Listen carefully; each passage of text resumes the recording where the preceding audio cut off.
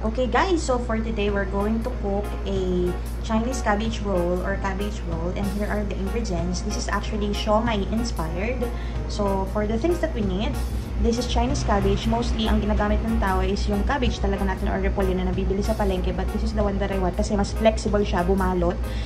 In-steam ko na siya for 3 minutes para mas medyo malambot at mas madaling gamitin. And then this one, worth 100 pesos of pork giniling, 1 piece of onion, minced, and then salt, pepper, is 1 teaspoon and then half teaspoon. We also have 2 pieces of garlic and 1 piece egg. We also have this almond flour. This is 3 tablespoons. This is the one that I am using, extra fine. So this is one of our must-haves in order for us to be able to cook many kind of dishes kapag meron tayo nito sa ating kitchen. Which, do a screenshot para makita natin siya because I purchased it in Shopee. You can purchase it online. And then, that's it. So, this is the procedure. This is very self-explanatory. We just need to mix everything. Okay.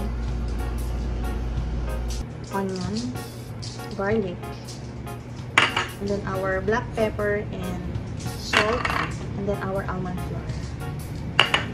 You just need to mix it.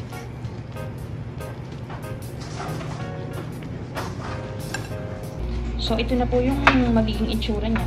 And then, we're going to wrap it sa ating Chinese cabbage. Just like this. Hindi naman siya kailangang totally na nakalock because we actually have this toothpick that can cover up. So, it's gonna be like this.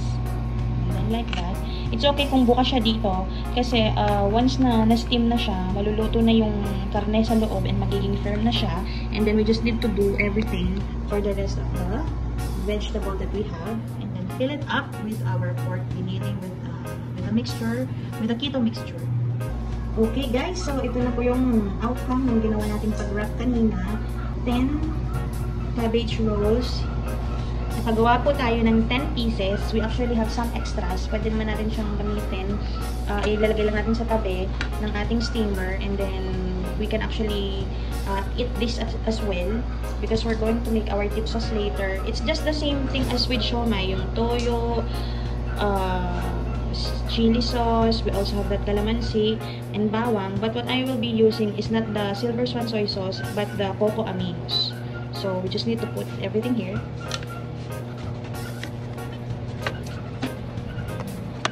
Nagawa lang ako ng 10 kasi gusto ko proportion yung sizes. Marami pa kasi tayong extras dito. But it's up to you since hindi naman pang vlog at pang gamit lang sa bahay or pang kain. Then, pwede nyo naman po siya gamitin. Basta at. But then, mas maaga ko siyang tatanggalin later. Okay? Para hindi siya malabog.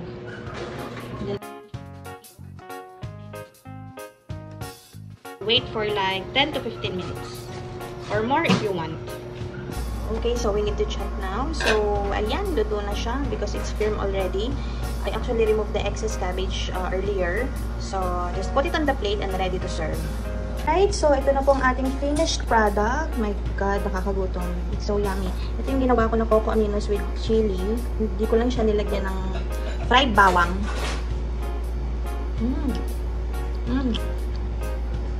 Lasang siomai talaga.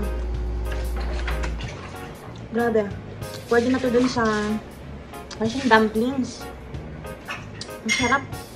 Tumikim lang ako ng isa. Nasira tuloy yung fasting ko. Mamaya pa kasi sana.